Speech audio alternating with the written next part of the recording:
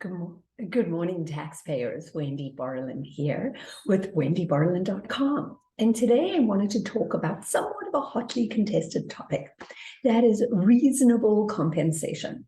So S corporations, ever popular, especially for small businesses across the United States, are often pitched as a great way to minimize your taxes.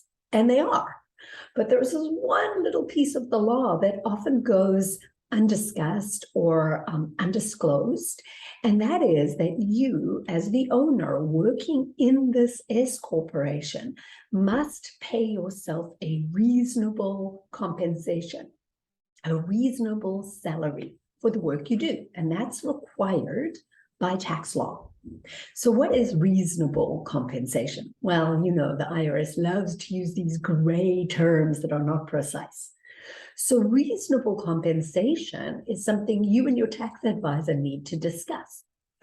If the IRS was looking at what you paid yourself, and they do like to do this because it is separately disclosed on a tax return, on your S corporation tax return, reasonable compensation is separately disclosed. So it's easy for them to see, easy for them to track.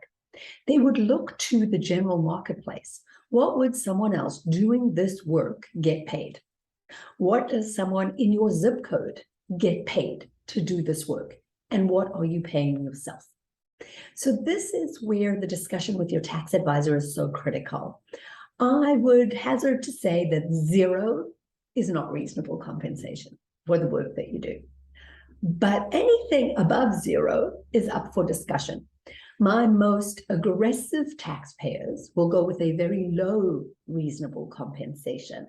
My more rule following, less risk takers will go with a bigger reasonable compensation. Now remember, reasonable compensation costs you money because this is where you have to pay your payroll taxes, Social Security, and Medicare. So you as the taxpayer want to keep your reasonable compensation as low as possible, but the IRS wants it to be bigger, right? Because that's where they get their money. So you can see how this is a very complicated and serious part of the tax law.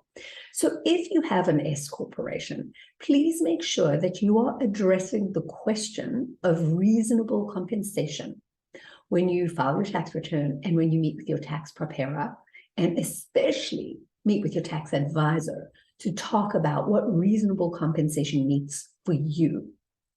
Wendy Barlin. You can find more information at wendybarlin.com. I just wrote a blog post about this. It is a topic that is not going away and continues to need to be addressed every year. Reasonable compensation.